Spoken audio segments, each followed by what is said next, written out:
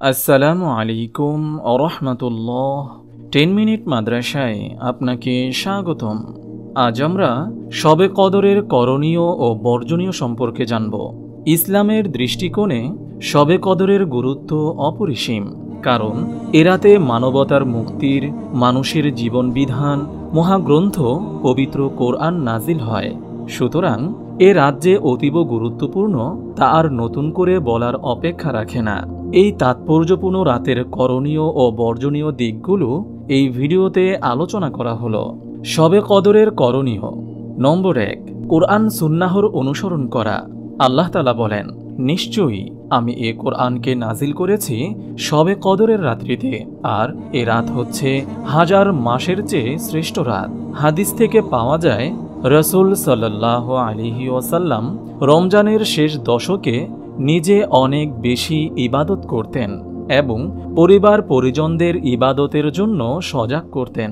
তাই আমাদের উচিত এ কদরের রাতের হক আদায় করা এবং কোরআন সুন্নাহ মোতাবেক সমাজ তৈরির অঙ্গীকার করা, কারণ এ কোরআনের জন্যই তো এ রাতের এত মর্যাদা ও সম্মান। নম্বর 2, বেজোর রাত্রিতে কদর তালাশ করা। লাইলাতুল কদরের বিশেষ রহস্য এই যে এর কোনো সুনির্দিষ্ট রাত উল্লেখ করা হয়নি।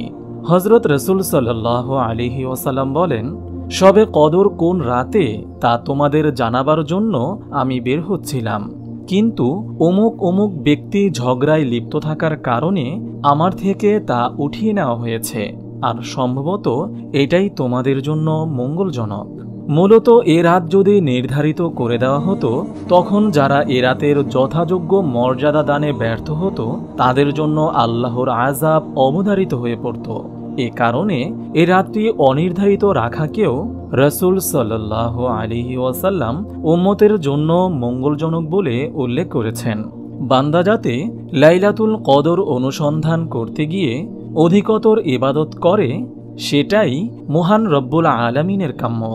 নম্বর 3, তাওবার মাধ্যমে গুনাহ মাপ চাওয়া। হযরত আয়েশা রাদিয়াল্লাহু তাআলা আনহা বলেন, আমি রাসূল সাল্লাল্লাহু আলাইহি ওয়াসাল্লামকে জিজ্ঞেস করলাম, ইয়া রাসূলাল্লাহ, আমি যদি কোনো ক্রমে অনুধাবন করতে পারি যে আজই শবে কদর, তাহলে সে রাতে আমি কি দোয়া করব? রাসূল সাল্লাল্লাহু আলাইহি ওয়াসাল্লাম বলেন, তুমি এই দোয়া পাঠ করো, আল্লাহুম্মা ইন্নাকা আফুউন তুহিব্বুল আফওয়া ফা'ফু আন্নী। অর্থ, হে আল্লাহ, তুমি পরম ক্ষমাশীল, তুমি ক্ষমা করতে ভালোবাসো, কাজেই আমাকে ক্ষমা করে দাও। তাই গুনাহ মাফের এই সুযোগ আমাদের অবশ্যই কাজে লাগাতে হবে। নম্বর 4, আগামীর জন্য দরখাস্ত পেশ। শবে কদর হল ইবাদতের রাত, মর্যাদা হাসিলের রাত, আল্লাহর নৈকট্য লাভের রাত, দুঃখ কষ্ট থেকে পরিত্রাণের রাত। তাই এ রাতে আমরা গুনাহ মাপ চেয়ে নেওয়ার পাশাপাশি আমাদের ভবিষ্যৎ জীবনের আবেদন নিবেদন দরখাস্ত আমরা আমাদের রবের কাছে পেশ করব, কারণ এ রাতকে ভাগ্য নির্ধারণের রাতও বলা হয়। আমাদের ব্যক্তিগত, পারিবারিক, রাষ্ট্রীয় অনেক চাওয়া আছে, যেটি শুধুমাত্র আল্লাহর কাছেই পেশ করা যায় এবং আল্লাহই সর্বোত্তম সাহায্যকারী। এজন্য আমরা মনের আবদার, কথা, প্রার্থনা প্রাণ খুলে তার দরবারে তুলে ধরব। ইনশাআল্লাহ আল্লাহ তাআলা আমাদের নিরাশ করবেন না। নম্বর 5, ইলম চর্চায় কিছু সময় ব্যয় করা। রাসূল সাল্লাল্লাহু আলাইহি ওয়াসাল্লাম বলেছেন, রাতের 1 ঘন্টা ইলম চর্চা বা জ্ঞান অর্জন করা সারা রাত নফল ইবাদতের চেয়ে উত্তম। মূলত আমি কি করব, কেন করব, কিভাবে করব, না করলে কি হবে, এই সমস্ত জ্ঞান অর্জন না করলে আমাদের ইবাদতগুলো খাঁটি ও নির্ভেজাল হবে না। তাই আমরা এই কদরের রাতগুলোতে কোরআন হাদিসের কিছু জ্ঞান অর্জনের তথা গবেষণার চেষ্টা করব, যা আমাদের দুনিয়া ও আখিরাতের জন্য কল্যাণকর হবে।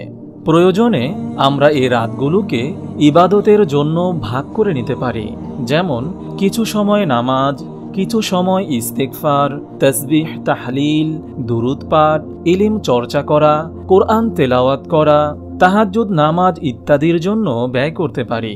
রাসূল সাল্লাল্লাহু আলাইহি ওয়াসাল্লামের হাদিস থেকে পাওয়া যায়, এ রাতে হালকা বৃষ্টি হবে, এ রাত নাতিশীতোষ্ণ থাকবে, অর্থাৎ পরবর্তী দিবসে সূর্য এমনভাবে উদিত হবে যে তার রশ্মিতে প্রখরতা ও তেজ থাকবে না। আসমানের দরজাগুলো খুলে দেওয়া হয়, দোয়া কবুল হয়, ইবাদতে মশগুল বান্দাকে ফেরেশতারা সালাম দেয়, বান্দার দোয়ার সঙ্গে ফেরেশতারা আমিন আমিন বলতে থাকে। শবে কদরের বর্জনীয়। নম্বর 1, অধিক বিশ্রাম ত্যাগ করা। অতি মহান, গুরুত্বপূর্ণ ও সওয়াব হাসিলের সবচেয়ে উত্তম ও তাৎপর্যময় রাত লাইলাতুল কদর। তাই এ রাতে ঘুম ও অন্যান্য বিশ্রাম সাধ্যমতো পরিমাণ ত্যাগ করে ইবাদতে কাটিয়ে দেওয়াই হচ্ছে বুদ্ধিমান মুমিনের কাজ। এ বিষয়ে রাসূল সাল্লাল্লাহু আলাইহি ওয়াসাল্লাম বলেন, যে ব্যক্তি লাইলাতুল কদরে ঈমান ও সওয়াবের আশায় ইবাদতের জন্য আল্লাহর দরবারে দাঁড়াবে, তার অতীতের সমস্ত গুনাহ ক্ষমা করা হবে।